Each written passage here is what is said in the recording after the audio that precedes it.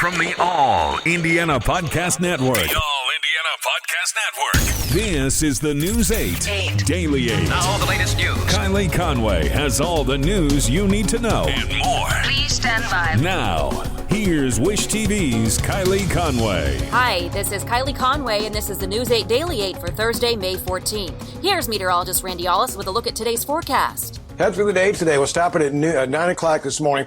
Again, it's not going to rain all day long. There'll be some periods of dry weather. And then later this afternoon, there could be a line of showers and thunderstorms moving in after 3:30 or 4 o'clock this afternoon. And we'll keep that threat going into the overnight hours. The biggest threat later today will be some damaging winds and some hailstones out there, too. And watch out. There may be some ponding on the roadways as well. And highs this afternoon, 80, Bedford, everybody else here should climb up into the upper 70s in a breezy day as well. Breaking news this morning, the latest jobless claim numbers are out. The U.S. Labor Department says 2.9 million more Americans filed a claim last week. That adds to the previous week's numbers of 3.2 million, bringing the total to 36 million Americans who have lost their jobs during the health crisis. In Indiana, there were 30,691 new claims, which brings the state to 642,000 since the start of the pandemic. Today, we're learning more about a mystery illness affecting children. A new study analyzed a dangerous inflammatory syndrome in children that could be tied to coronavirus. Here's News 8's Nina Criscolo with the new information. Researchers say the cases of this pediatric multi-system inflammatory syndrome are more serious and are happening more frequently than a similar rare condition in children called Kawasaki disease. About 100 cases have been reported in New York, where 3 children have died, and other states, including Louisiana, Mississippi, and California, are also reporting cases. The CDC will likely issue a warning to doctors soon to watch out for PMIS as the number of cases is rising. Symptoms include persistent fever, rash, abdominal pain, vomiting, and swelling of the hands and feet. In a study published this week, researchers in Italy looked at 10 cases there. 8 of the 10 children tested positive for coronavirus antibodies. Researchers say treatments for those children could have affected the 2 negative tests.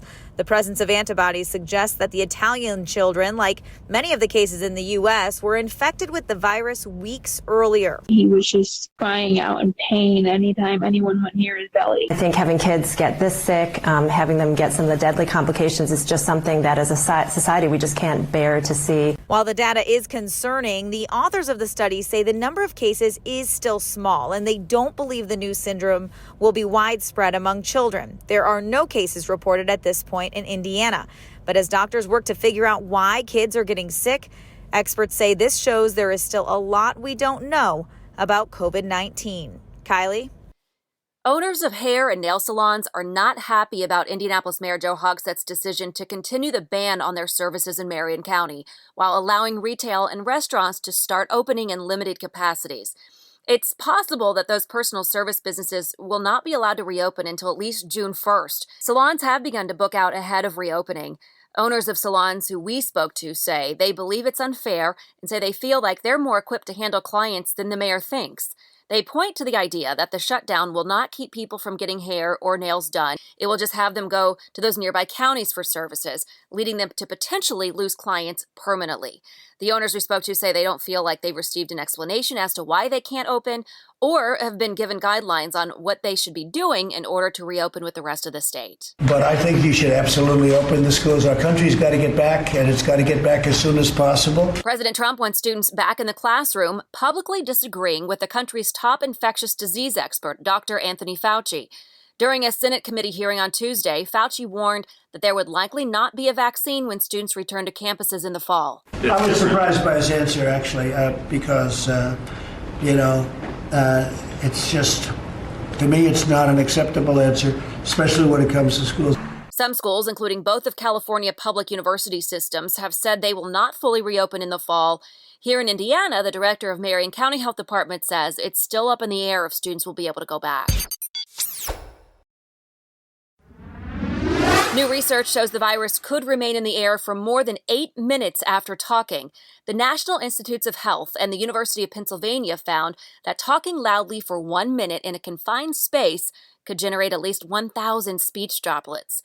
If someone were to inhale them, it could potentially trigger new infections.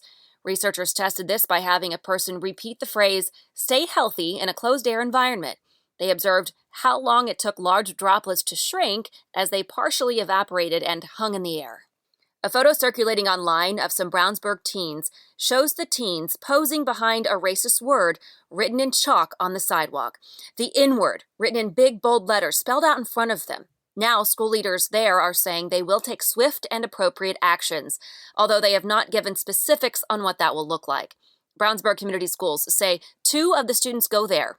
The photo, which you can find blurred on wishtv.com, shows 2 girls and a boy squatting behind the word with a caption that reads, "I love it here so much." It made rounds on social media within hours.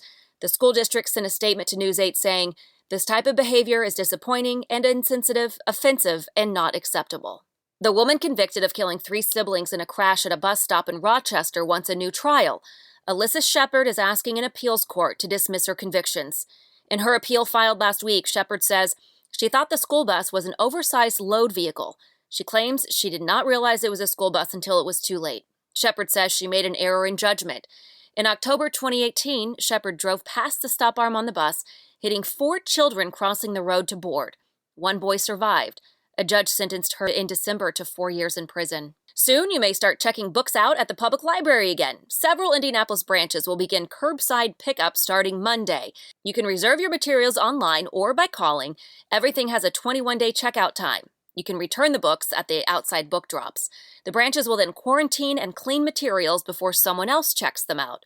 Also, the library is waiving any fines and late fees right now. You have 1 more week to request your absentee ballot for the June 2nd primary election. The state says requests are soaring right now. Indiana is allowing anyone to request absentee ballots. You do not have to list a reason. Officials say 50,000 people have asked for one in just the last week, and 275,000 total so far. The Carmel City Street Department is making hand sanitizer. At first, Carmel leaders say they were making the hand sanitizer just for their own staff, so essential workers wouldn't be a bigger taxpayer burden. But they were able to make so much so quickly, they have plenty to share. The bottles have a logo designed by the 3 members of the street team who are making the sanitizer. In April, the team started mixing ingredients in 5-gallon batches. They used alcohol, aloe, fragrance, and a food additive to thicken it up, and then use one of their drills as a mixer. Now they're ready to share it with the city. They call it Street Juice and are giving the bottles to primarily businesses. You can call 317-733-2001 to get some. All of the info is also on wishtv.com. And tonight is a night for Wish TV's special, highlighting the state of local sports during the pandemic. Several top local sports insiders will join the Sports 8 team for a candid discussion.